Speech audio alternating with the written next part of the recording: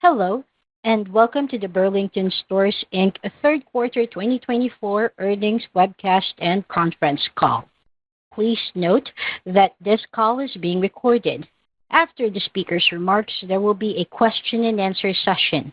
If you'd like to ask a question during that time, please press star followed by number one on your telephone keypad. Thank you. I'd now like to hand the call over to David Glick, Group Senior Vice President, Investor Relations, and Treasurer. You may now begin. Thank you, Operator, and good morning, everyone.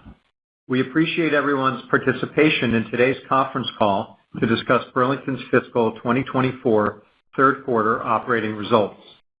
Our presenters today are Michael O'Sullivan, our Chief Executive Officer, and Kristen Wolf, our EVP and Chief Financial Officer. Before I turn the call over to Michael, I would like to inform listeners that this call may not be transcribed, recorded, or broadcast without our express permission. A replay of the call will be available until December 3rd, 2024. We take no responsibility for inaccuracies that may appear in transcripts of this call by third parties. Our remarks and the Q&A that follows are copyrighted today by Burlington Stores. Remarks made on this call concerning future expectations, events, strategies, objectives, trends, or projected financial results are subject to certain risks and uncertainties. Actual results may differ materially from those that are projected in such forward-looking statements. Such risks and uncertainties include those that are described in the company's 10-K for fiscal 2023 and in other filings with the SEC, all of which are expressly incorporated herein by reference. Please note that the financial results and expectations we discuss today are on a continuing operations basis. Reconciliations of the non-GAAP measures we discuss today to GAAP measures are included in today's press release. Now here's Michael. Thank you, David. Good morning, everyone, and thank you for joining us. I would like to cover 4 topics this morning. Firstly, I will discuss our third quarter results. Secondly, I will review our fourth quarter outlook. Thirdly, I will share some comments on our longer-term model and specifically our new store program. And lastly, I will describe our preliminary thinking on our sales and earnings growth outlook for 2025. Then I will pass the call to Kristen to share the financial details. Okay, let's start with our Q3 results. Total sales increased 11% in the third quarter on top of 12% sales growth last year. The major driver of this growth is our new store opening program. We continue to be very pleased with the performance of our new stores, and we are excited by the strength of our new store pipeline. I will talk more about our new store program in a few moments. Comp store sales for the third quarter increased 1%. This was on top of 6% comp growth in the same period in 2023. Our comp sales trend in the third quarter was impacted by significantly warmer temperatures than last year. After stripping out the impact of these warmer temperatures, our underlying comp store sales growth was very healthy. To explain and illustrate this, I am going to provide more context on our Q3 comp performance than I normally would. In the past, I have described Q3 as having 2 very distinct sales drivers. For the first half of the period, the trend is dominated by back-to-school selling. Typically, this lasts through the second week of September. After that, the trend depends critically on the weather. If the temperature for the remainder of the quarter is cooler than last year, then that helps to drive positive comp growth. On the other hand, if it is warmer than last year, then that is a headwind to comp. At Burlington, we are particularly sensitive to warmer weather in Q3. Many shoppers still think of us as Burlington Coat Factory. In October, our cold weather businesses represent almost a quarter of our sales. This is significantly higher than our peers. Let me break down our comp performance in Q3. In the first 6 weeks of the quarter, our quarter-to-date trend was up 6%. We were very happy with our back-to-school performance. Then, from mid-September onwards, the trend dropped off significantly. This was driven by much warmer temperatures than last year. I'm going to illustrate this impact with a couple of data points. We track and internally report the sales trend for cold weather categories. These include all the areas that you might imagine: coats, hats, boots, fleece, and so on. For Q3 as a whole, these categories represent about 15% of sales. This mix is much lower in August. Then, as I described a moment ago, by October, this mix expands to almost a quarter of our business. In Q3, the comp store sales trend for these categories was down in the negative teens. Meanwhile, our comp trend in non-cold weather categories, which represent 85% of our business in Q3, was up 4%. In other words, the impact of warmer weather was worth 3 points of comp. If you strip out this impact, then our underlying comp trend in Q3 was positive 4%. This is consistent with the trend that we have seen since March of this year. I should add that this analysis probably understates our underlying trend in Q3. Unseasonably warm temperatures do not just impact the comp sales trend for cold weather merchandise. They're also a drag on overall traffic coming into the store, which affects every business. Anyway, even leaving aside this additional point, we are very encouraged with our underlying comp sales trend. In addition to this strong underlying trend, I was also very pleased with our margin performance in Q3. 80 basis points of margin improvement on 1% comp sales growth. As Kristen will describe later in this call, this was a very high-quality increase driven by higher merchant margin and supply chain savings. I'd like to make one other point about Q3.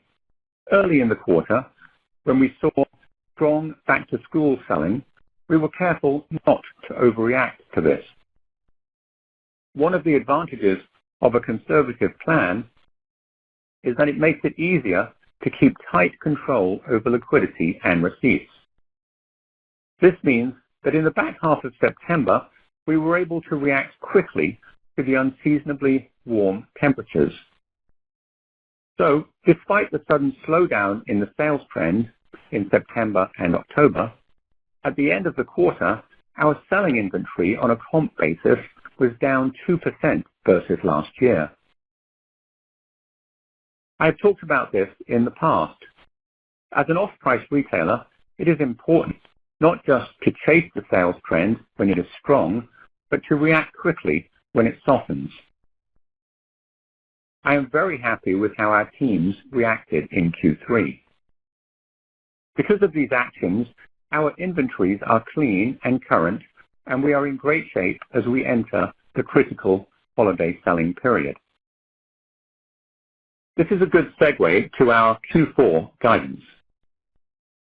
For all the reasons that I have described, we are optimistic about holiday and Q4 as a whole.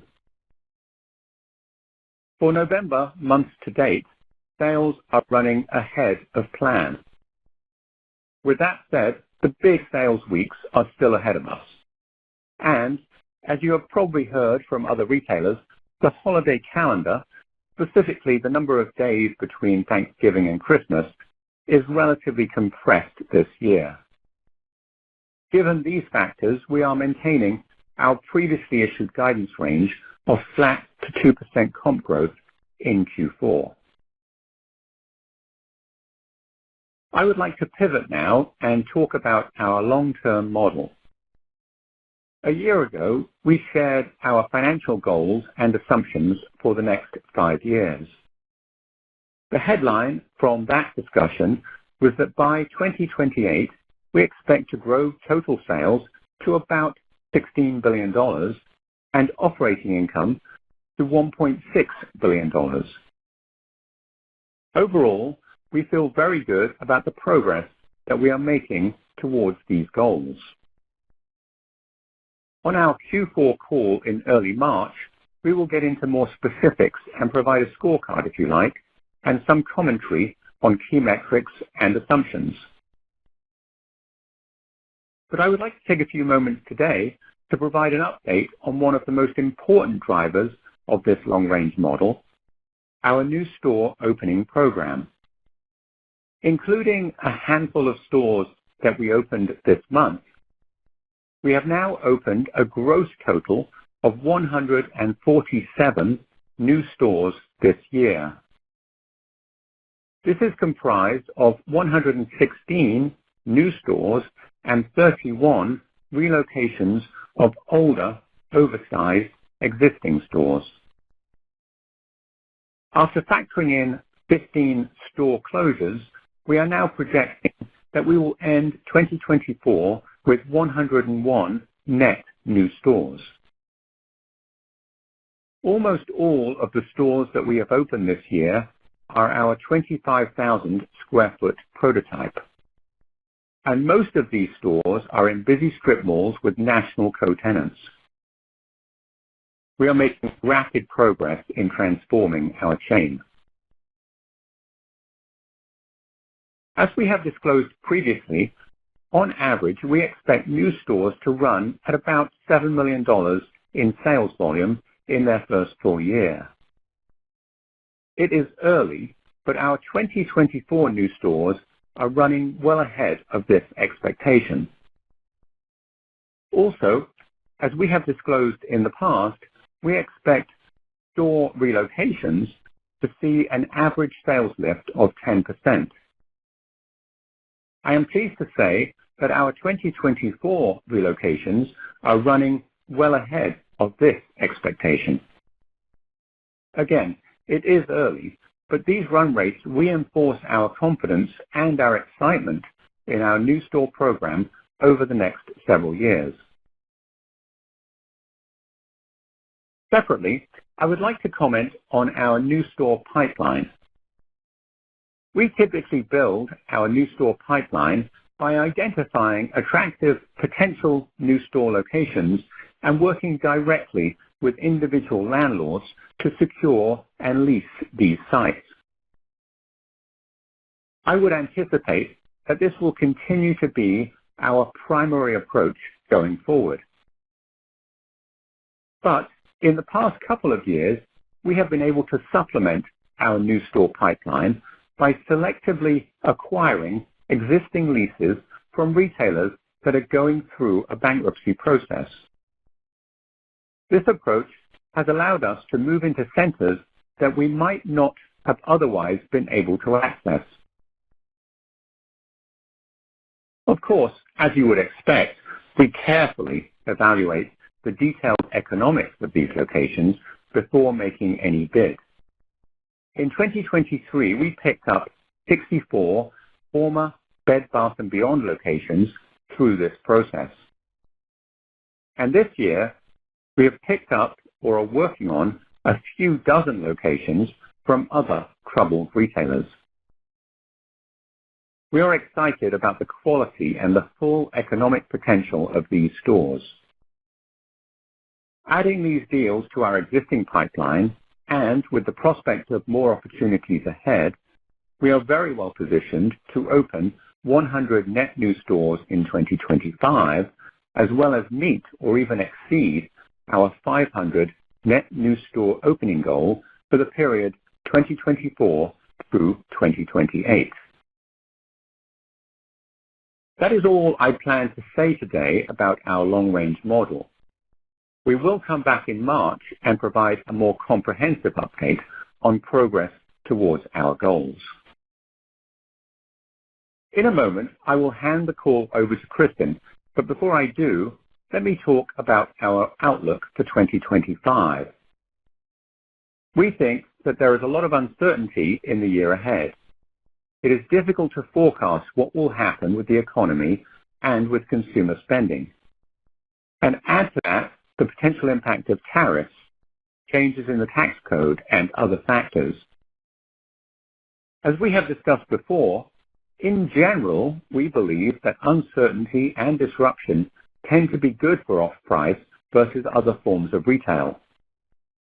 In addition, there are a number of very exciting internal improvements and initiatives that we believe will help us to drive sales and earnings in the next few years.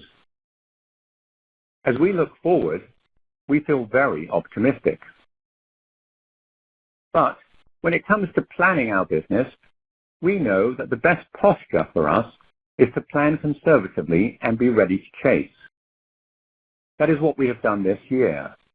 This playbook has worked well for us. So I anticipate that our 2025 outlook will be for total sales growth of up high single digits, driven by 100 net new stores, and comp sales growth of flat to 2%. We would expect some modest operating margin expansion at the high end of this comp range. We will update this initial outlook and share more details in our Q4 call in March. Now, I would like to turn the call over to Kristen. Thank you, Michael, and good morning, everyone. Let me start with our third quarter results. Total sales grew 11% on top of 12% total sales growth in the third quarter of 2023. Comp sales grew 1%, which was on top of 6% last year. This result was at the midpoint of our guidance range. Our adjusted EBIT margin expanded 80 basis points versus last year. The drivers of this margin expansion were higher gross margin and leverage on supply chain costs. Let me walk through the details. The gross margin rate for the third quarter was 43.9%, an increase of 70 basis points versus last year. This was driven by a 50 basis point increase in merchandise margin due to strong regular price selling, which generated faster inventory turns and lower markdowns, and also due to higher markup from better buying. Freight expenses decreased 20 basis points in the quarter.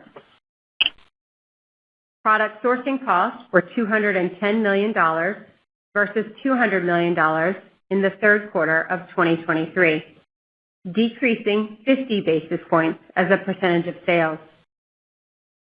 This was entirely driven by supply chain expense leverage from continued progress on our distribution center productivity initiative.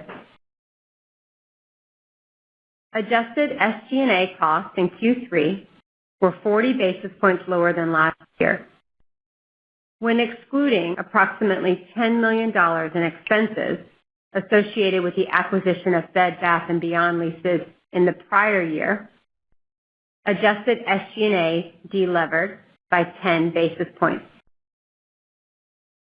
Q3 adjusted EBIT margin was 5.6%, 80 basis points above last year. We had guided to 60 to 80 basis points of improvement. Our adjusted earnings per share in Q3 was $1.55, at the high end of our guidance range, and represents a 41% increase versus the prior year. Last year's Q3 2023 results exclude approximately $10 million of pre-tax expenses associated with Bed Bath & Beyond leases. At the end of the quarter, our comparable store inventories were down 2% versus the end of the third quarter in 2023, as we pulled back on cold weather merchandise receipts in reaction to the unfavorable Q3 weather. At the end of the quarter, our reserve inventory was 32% of our total inventory versus 30% of our inventory last year. We are very pleased with the quality of the merchandise and the values that we have in reserve. During the quarter, we repurchased $56 million in common stock. At the end of Q3, we had $325 million remaining on our share repurchase authorization that expires in August 2025. Before I turn to guidance, I would like to briefly touch on our longer-term supply chain strategy. As we've discussed previously, going forward, we would like to own rather than lease new distribution centers. This will enable us to design these facilities to support the flexibility and efficiency that our off-price model requires. We have a new 2 million square foot DC under construction in Savannah, Georgia, that is on target to be opened in 2026. We intend to own this facility. As a reminder, as previously discussed, we expect our CapEx in 2024 and 2025 to be around 7% of sales, slightly higher than our historical levels. This is driven by our new store opening program and our investment in new distribution centers. In addition, we may also explore opportunities to take ownership of an existing leased distribution center. It is possible that this might make sense for one or two of our existing leased DCs, and we would only pursue opportunities where the economics work. These opportunistic buy versus lease deals are not factored into the CapEx levels that we have discussed previously. Now, I will turn to our outlook for the fourth quarter of fiscal 2024. We are maintaining our fourth quarter 2024 guidance for comp sales, total sales, EBIT margin, and earnings per share. We are guiding comparable store sales to be flat to up 2%, with total sales to increase 5% to 7% for the fourth quarter. We expect our fourth quarter adjusted EBIT margin to decrease by 50 to 80 basis points, unchanged from our previous outlook. This margin outlook still translates to adjusted earnings per share range of $3.55 to $3.75. And it's important to note, as we discussed on our last quarter's earnings call, that the 53rd week calendar shift has a negative impact on Q4 total sales, adjusted EBIT margin, and adjusted earnings per share. For fiscal 2024, after factoring in our actual Q3 results and Q4 guidance, this outlook implies comp store sales growth of approximately 2%, total sales to increase 9 to 10%, and EBIT margins to range from an increase of 60 basis points to 70 basis points. Finally, factoring in Q3 actuals, full year 2024 adjusted earnings per share is now expected to be in the range of $7.76 to $7.96. I will now turn the call back to Michael. Thank you, Kristen. Before I turn the call over to questions, I would like to emphasize 3 key points from today's call.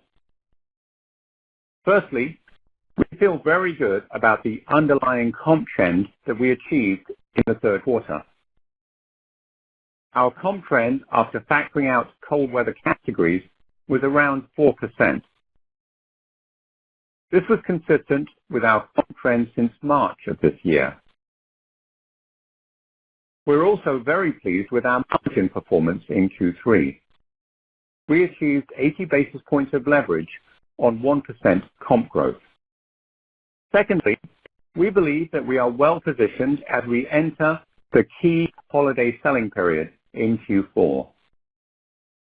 We are managing our business cautiously, but based on our underlying sales trend in the third quarter and on the strength of our holiday assortments, we are optimistic about our prospects. Thirdly, we feel very good about the progress we are making towards our longer-term financial goals. We will talk more about this progress in our year-end call in March. But we are especially pleased with our new store opening program. The early performance of our 2024 stores has been strong, and our new store pipeline for 2025 and beyond looks very good. I would now like to turn the call over for your questions. Thank you so much. We are now opening the floor for question and answer session. If you'd like to ask a question during this time, please press star followed by number 1 on your telephone keypad. Kindly limit your questions to one question and one follow-up.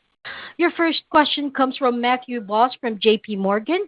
Your line is now open. Great, thanks, and good morning. So maybe Michael, just to kick off, on your cold weather businesses and the sensitivity to warmer weather that you cited, in your remarks you said that the weather impacted your 3Q comp by 300 basis points. Does this include the impact from hurricanes? And then just looking forward, do you see risk in the fourth quarter if the weather were to be unseasonably warm, or just any additional color on November, maybe fourth quarter to date trends, I think would be really great. Well, good morning, Matt. Thank you for the question. Before I answer your question, I would like to make a comment about our cold weather businesses. I realize that in listening to our prepared remarks today, investors might get the mistaken impression that our strong position in cold weather merchandise is somehow a problem. It is absolutely not. The fact that we are one of the first retailers that shoppers think of when they need outerwear is a huge strength for us and a source of competitive advantage. The outerwear business is a great business. We are very good at it, and we will continue to look for ways to build and strengthen that business. But with that said, of course, we know that there will be temperature variations from year to year, especially in a transitional month like October. But those variations tend to even out over time. After an October like the one we've just had, where temperatures were well above the long-term average, the odds are very good that the temperatures next October will be cooler than this year. And that's likely to be a tailwind to our comp in 2025. Now, if that happens, then we'll probably call that out on this call next year. And you can be sure that we will not be complaining about it. The key thing with cold weather categories is to be ready for those fluctuations and to manage the business flexibly so we can react up or down. I should also add that as an off-price retailer, there is a silver lining for us. In years like this, where the season to date has been unusually warm, it's likely that in the coming weeks, we will see a lot of terrific buying opportunities in outerwear that we can put into reserve and bring out next year. So with all that as a preface, let me address your specific question. The 3 points of comp that we discussed in the prepared remarks relate exclusively to the impact of warm temperatures. Separately, we estimate that major hurricanes in Q3 impacted our comp by about an additional point. It's not hard for us to estimate that. We can look at local stores that were affected by the hurricanes. We can quantify the impact on their sales during the hurricane period and during any subsequent power outage. Anyway, the bottom line is, if you strip out the warmer temperatures and the hurricane impact, then our third quarter comp growth would have been 5%. Now, by the way, our rationale for not calling out that hurricane impact in the prepared remarks is that we recognize that affects all retailers, or at least all retailers with a presence in those areas.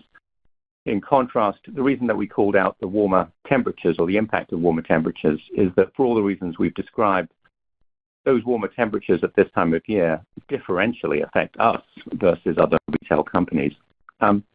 Maybe just wrapping up on the last part of your question about weather risk in Q4. Of course, there might be unfavorable or favorable weather in Q4. It's hard to predict. But there are a couple of reasons why we're comfortable with that risk. Firstly, as I said in the remarks, the quarter is off to a good start with November month to date running ahead of plan. And secondly, it's important to understand that as we get further into the quarter, cold weather selling becomes less important relative to holiday selling and gift giving. In other words, for the next 5-6 weeks, the customer could come into the store looking for outerwear, but at this point, they're more likely to be looking for toys or gifts or holiday merchandise. Our early selling in those businesses has been strong, so we're optimistic about Q4. Great. And then a follow-up for Kristen. If you could just elaborate on your comments about inventory levels exiting the third quarter, if there's any imbalance with outerwear inventory tied to the slower 3Q sales trend, or just any residual markdown risk to consider in the fourth quarter. Good morning. Thanks, Matt. Regarding inventory levels, we were very pleased with how we managed inventory during the third quarter. As Michael described, our merchants were careful not to overreact to the strong back-to-school selling in the first half of the quarter. We reacted quickly to the warmer temperatures and the resulting challenging sales trends and pulled back on receipts. And as a result, as I mentioned, we ended Q3 with comp store inventories down 2%. Our inventories are clean and current, and we do not have a major markdown liability heading into the fourth quarter. And finally, as it relates to reserve inventory, our penetration increased to 32% of total inventory versus 30% last year. We are very happy with the great buys we were able to make. We feel good about our reserve, especially the content and values. And finally, I should add, as Michael just mentioned, the slow start to outerwear could perhaps translate to great buying opportunities in the category later in the season. Great color. Best of luck. Thanks, Matt. Your next question comes from Ike Boruchow from Wells Fargo. Your line is now open. Hey, good morning, everyone. Two from me. Michael, first, I guess I was wondering if you could share, you've helped us out in the past, just comments on the health of the low-income consumer. I know dollar stores have been struggling this year, but this doesn't seem to have affected your business. I guess just what are you seeing in your customer research, your underlying trends within that segment would be great. Well, good morning, Ike. Thank you for the question. Yes, as you know, the lower income customer is a very important customer to us. We tend to index much higher among this demographic than our retail peers. We're very focused on offering great value to that customer, and I would say that we're more tuned in now, more tuned in than we ever were before into what is happening with that customer demographic. I can't really comment on what's happening with dollar stores. Their business is so different to ours, given their focus on consumables. But instead, let me describe what we are seeing with the data we have around the lower income customer. One of the things that we track very closely is the performance of our stores based on the demographics of their local trade area. So we segment our stores based upon the demographics of the local trade area, and we look at their sales trend. Some of our highest volume and most productive stores are in lower income trade areas. And 2 years ago, in 2022, those stores were underperforming the chain. Now, because they are relatively high volume, that had a big impact on our overall comp trend. If I fast forward to today, our stores in lower income trade areas are outperforming the chain. Based on comments that we've heard from other discretionary retailers that are focused on lower income customers, we think that may be part of a general trend.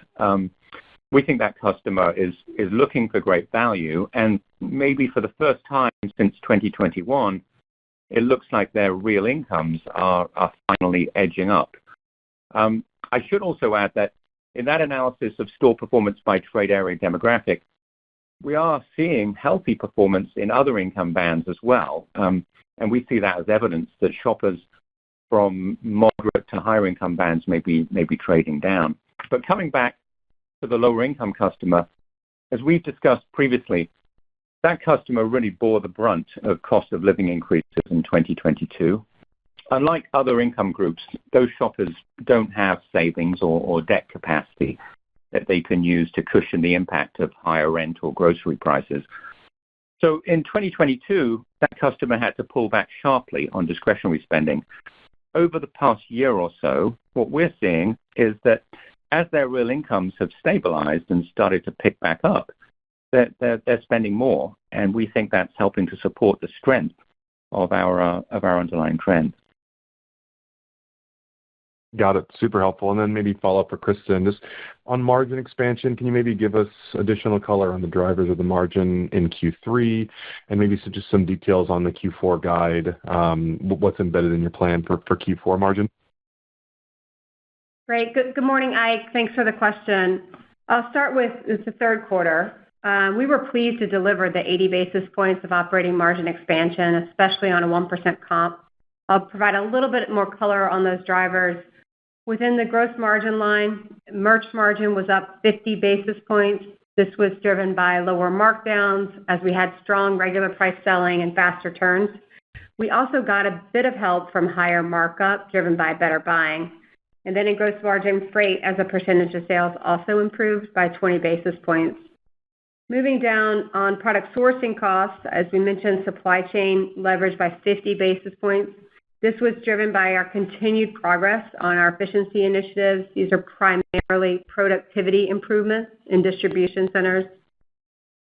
And then excluding the impact of Bed Bath & Beyond leases last year, adjusted SG&A was higher by 10 basis points due to deleverage of fixed costs on a 1% comp. And the balance of the P&L delevered by about 30 basis points, including depreciation and other income. So that was kind of the third quarter. If we turn now to the fourth quarter, we're maintaining our previously issued guidance. So that was a 5 to 7% total sales growth, a flat to 2% comp growth, and a 50 to 80 basis point decline in EBIT margin. And there are several drivers of the lower projected EBIT margin in Q4 that I want to talk through. First, we have a few transitory headwinds in gross margin in the fourth quarter. There's some incremental ocean freight costs and merch margin that we referenced on last quarter's call with the exposure to the spot market. And clearance levels are expected to be more similar to last year's levels that will provide less merch margin benefit than we've seen year to date. Secondly, we're accruing a higher year-over-year shortage rate compared to last year. We will, of course, true this up with our physical inventory at the end of the fiscal year. Thirdly, we're lapping the cost savings in our supply chain that we started to benefit from in the fourth quarter last year. So there are less supply chain productivity benefits we expect in Q4. And the final point on the fourth quarter is as we discussed on last quarter's call, there is an impact for us with the 53rd week calendar shift. We're about 1 week ahead of last year when we compare the quarters year over year. So for comp store sales, we shift or we adjust for this and we line up the weeks. But for total sales growth, there's an impact on sales, margin, and earnings. Essentially, we lose a high volume, higher margin week in November, and then we gain a lower volume, lower margin week in January. And this translates into lower total sales growth in Q4 versus last year, and we experience more fixed cost deleverage. So those are really the drivers of Q4 EBIT margin outlook. But one final note I want to make, I wouldn't extrapolate that Q4 margin trend into 2025.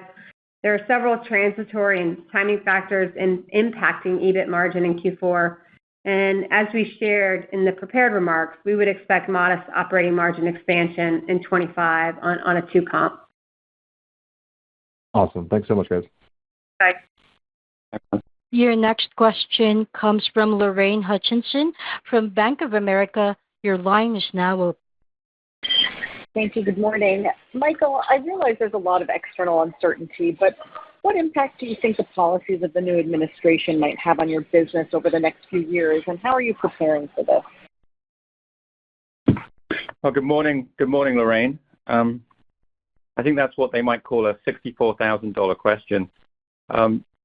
The headline, I think, is it's very difficult to predict. If I think about it, there are some policies that I could absolutely imagine might help our business, especially policies that enhance the real incomes or the discretionary spending power of our core customers. For example, lower taxes on overtime pay or on tips, or higher child tax credit, or policies that bring down the cost of energy.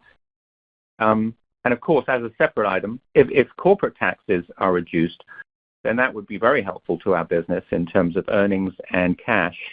We are a domestic U.S. retailer. We don't have foreign subsidiaries. Our earnings are all in the United States. So lower corporate taxes would have a huge impact. Of course, there are also risks and potential headwinds. For example, if inflation were to pick up again, or if there were an economic slowdown. And then there are policies such as tariffs or tighter immigration controls or reductions in federal programs, where the potential impact, I think, really depends on the scale of the policy. For example, on tariffs, we don't know how significant those will be, what categories they'll apply to, or even which countries. I think we just have to wait and see the details before we make an assessment. But maybe I should just make a general comment. My experience has been that whenever there is significant uncertainty or disruption in the external environment, then while that can be a headwind and a headache for everyone, including us, in the short term, the uncertainty and disruption is often very good for off-price retail in the end. The reason why uncertainty and disruption often work out well for off-price is that the off-price business model, when it's well executed, is better able to handle the uncertainty and respond to whatever happens. The implication for us is that we need to execute our business well. In other words, plan conservatively, maintain flexibility, and be ready to react. If we do that, then there may be some bumps along the road, but I believe that things will work out well for us. Thank you. And then, Kristen, can you provide any additional details on how you're thinking about the outlook for 2025? In your remarks, you mentioned the possible comp range of flat to +2 and some modest margin expansion at the high end. I'm curious about your confidence in the level of margin expansion and what the major drivers of this expansion are likely to be. Thanks, Lorraine. It's a good question. First, I'd caveat a bit that what we've shared with you is our preliminary plan for fiscal 25, and that could change, obviously, if conditions change over the course of the next few months. And as Michael just described, there really do remain a lot of unknowns, whether it's fiscal policy, tariffs, or the health of our core customer, et cetera. But that said, given what we know today, we've done a lot of work on our preliminary budget for next year, and we can share some high-level thinking. First, on a flat to 2% comp, we would expect high single-digit revenue growth driven by 100 net new stores. And while we would, of course, strive to do better than this, planning our comp sales and our expenses on the conservative comp range gives us flexibility to react to our business, to effectively chase and to flow through any upside, as well as more effectively manage any downside risk. And at the 2% comp, we would expect to get some modest operating margin improvement, perhaps 20 to 30 basis points.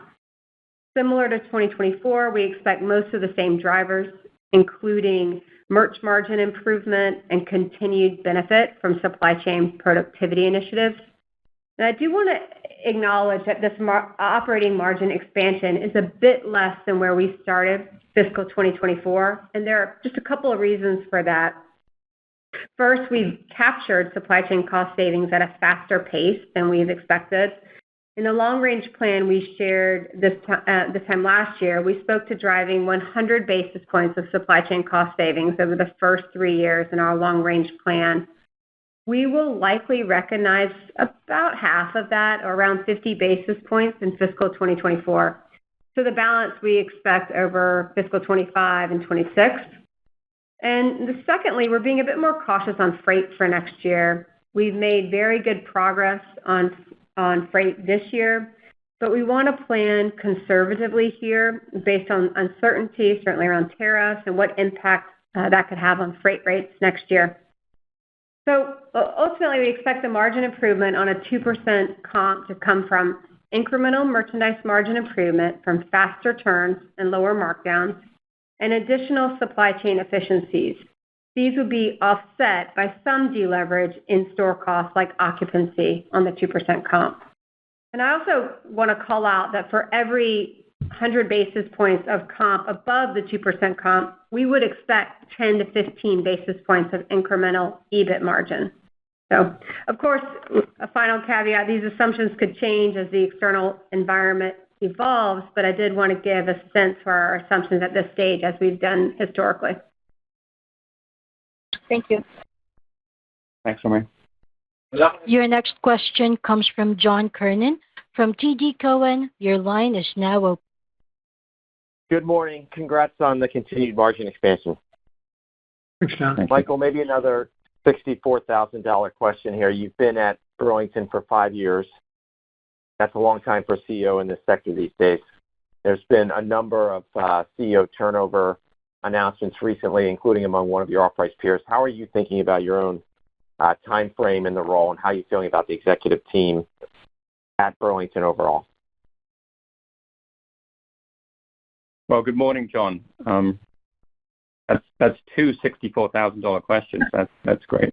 The direct answer to your question is that I'm not going anywhere. I'm a young man, and I'm not thinking of retirement. I'm 100% committed to Burlington. But maybe I should just take a minute to expand on that answer. In 2023 to 2028 long range plan, we've laid out, I think, fairly ambitious growth goals: 500 net new stores, 60% higher sales, and a tripling of operating income. I intend to be around to hit those financial targets. And I should add that those growth numbers are just the beginning for Burlington. We have potential well beyond 2028. Leaving aside the numbers, though, on a personal level, I feel really vested in driving our business to its full potential and in the specific initiatives that will get us there. We're doing some tremendously exciting things in merchandising, localization, supply chain, store environment, and with our new store and store relocation programs. And I plan to be right here working with my team to support and help drive those specific programs. So lastly, let me talk about the team. I don't mean to brag, but I genuinely feel like I've assembled the A-team here at Burlington. Across the company, we've been able to bring in tremendous talent. That's especially true at the senior level. We have a huge amount of off-price experience, but we've also successfully brought in functional and category expertise and experience from other retail environments. Add to that, we have a very strong and experienced base of long-tenured and homegrown Burlington talent. Now, whenever you put together a new team like that, it can take a little bit of time to gel, but over the past 12 to 18 months, I've seen a real maturation in that group. I think our senior leaders are operating very effectively as a team. Got it. Thank you. That's good to hear. And then, Kristen, can you share some more details on the supply chain savings initiatives? You spoke to some of these in response to Lorraine's question. We can see in the model you've achieved strong leverage on expenses throughout this year, but how do we think about the basis point opportunity related to supply chain expenses in 25 and beyond? Good morning, John. I appreciate the question.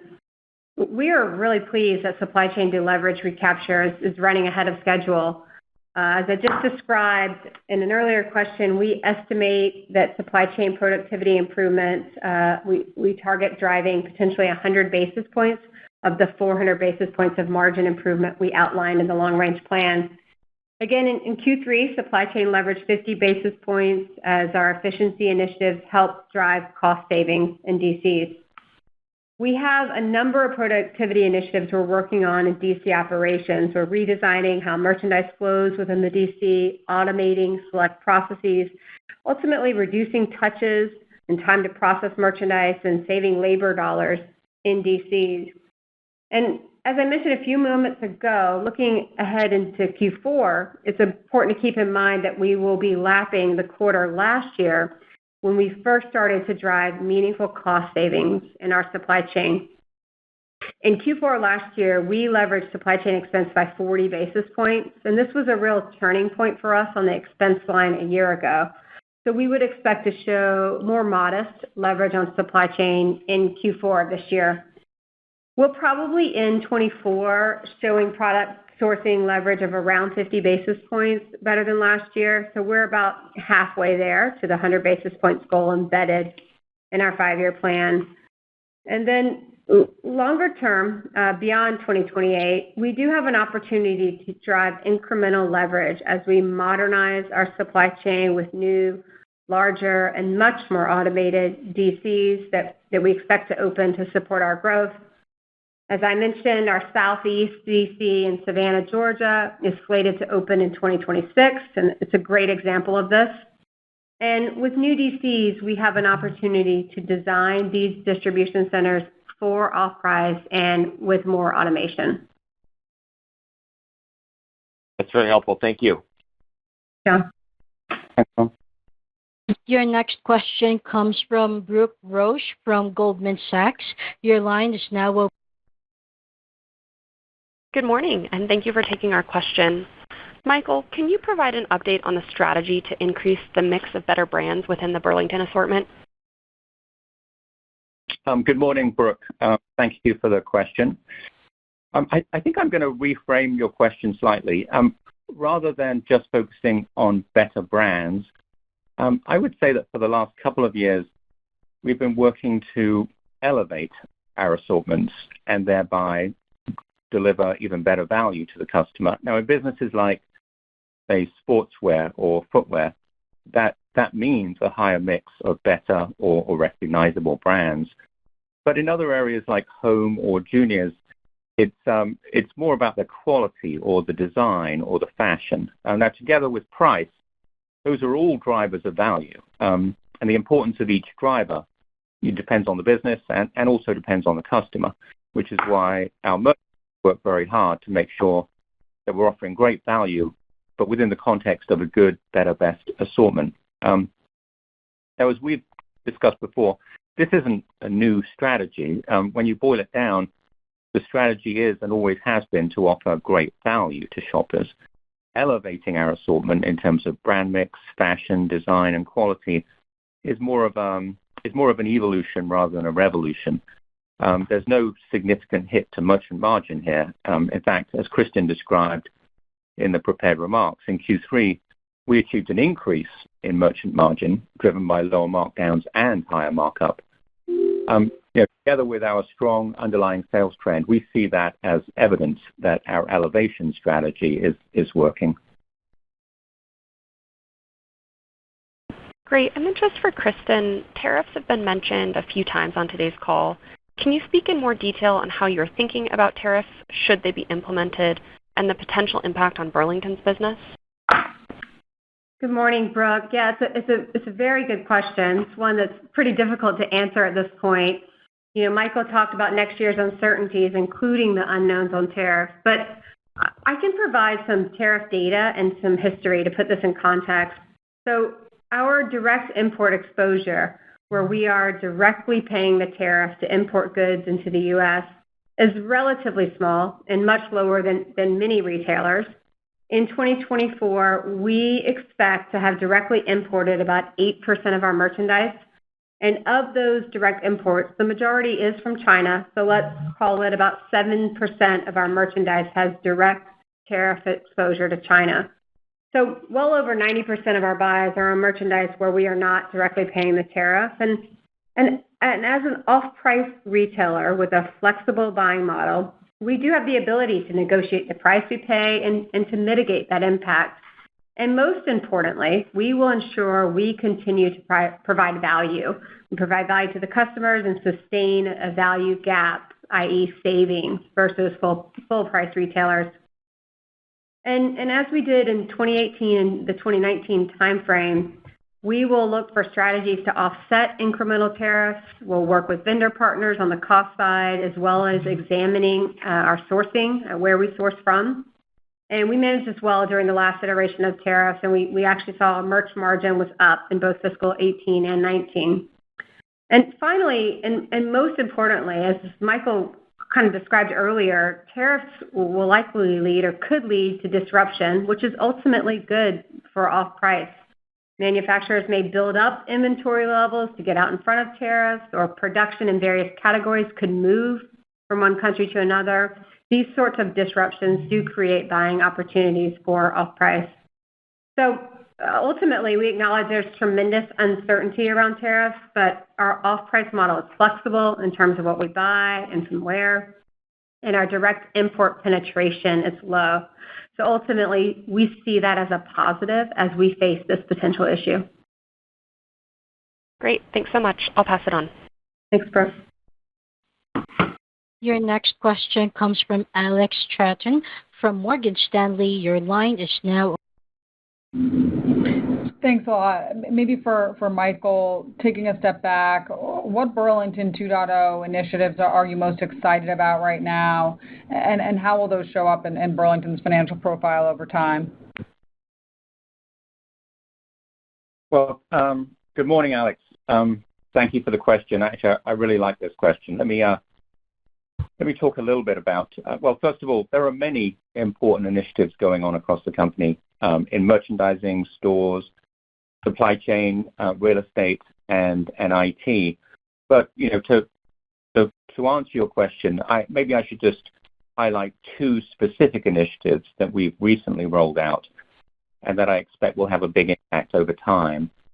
Firstly, in 2023, we completely refreshed and updated the suite of reports that our merchants use to analyze sales trends. But then, in the first half of this year, so quite recently, we followed that up and rolled out a new in-season trending process. Now, that allows merchants and planners to more frequently and rapidly react to what they're seeing in those sales reports.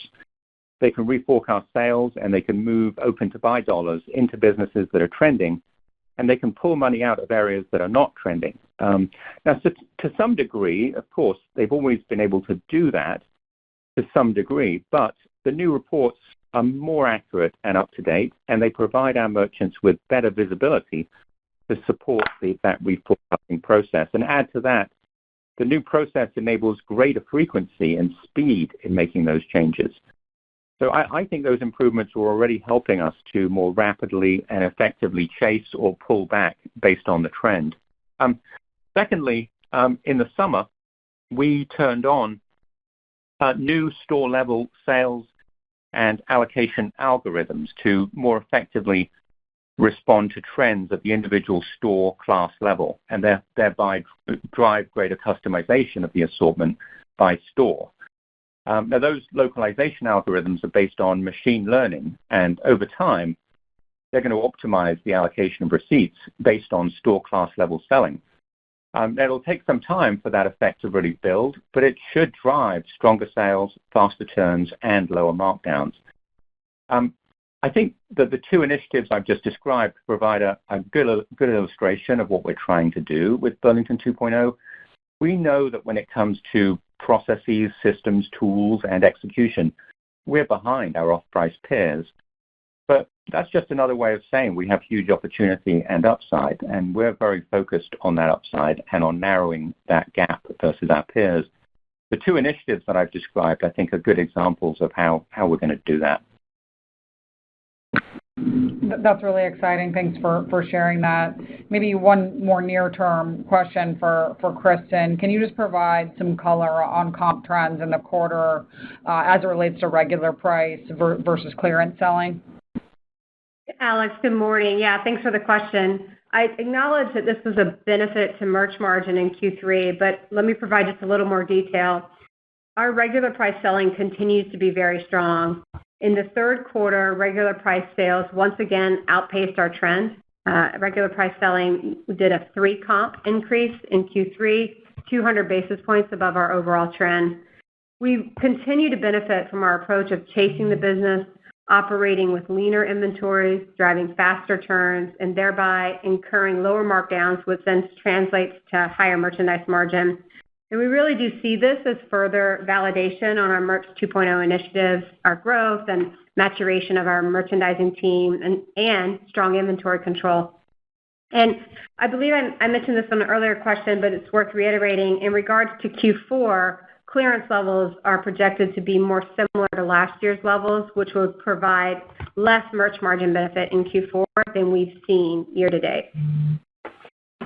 Operator, I think we're at time. You can turn the call back to Michael. Thank you so much. We are now done with the Q&A session. I'd now like to hand back over to Michael O'Sullivan for final remarks. Well, let me close the call by thanking everyone for your interest in Burlington Stores. We look forward to talking to you again in March to discuss our fourth quarter 2024 fiscal results. I'd like to wish everyone a happy Thanksgiving, and thank you for your time today. Thank you for attending today's call. You may now disconnect. Have a wonderful day.